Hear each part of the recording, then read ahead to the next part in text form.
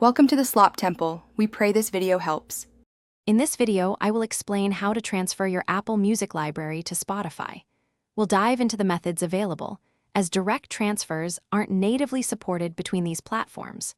You'll learn about popular third-party tools that act as bridges, helping you move your cherished playlists and albums. This guide will provide a clear, step-by-step process, ensuring you can enjoy your music seamlessly on your preferred streaming service. Get ready to make the switch with confidence and ease. It's important to understand that Apple Music and Spotify do not offer a direct, built-in feature for transferring your music library. This means you can't simply click a button within either app to move your playlists. Instead, we rely on specialized third-party services.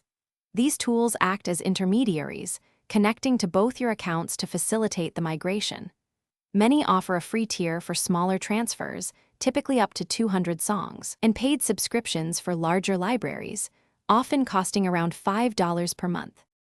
To begin your transfer, first select a reliable third-party service such as Soundia's or Tune My Music.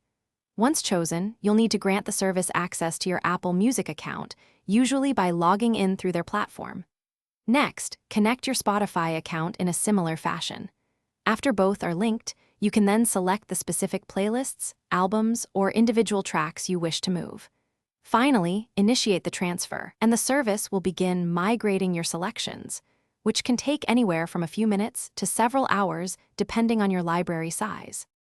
After your transfer is complete, it's a good practice to thoroughly review your new Spotify library.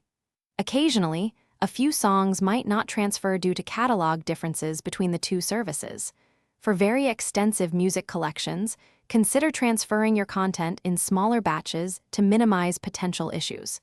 This approach can make the process more manageable.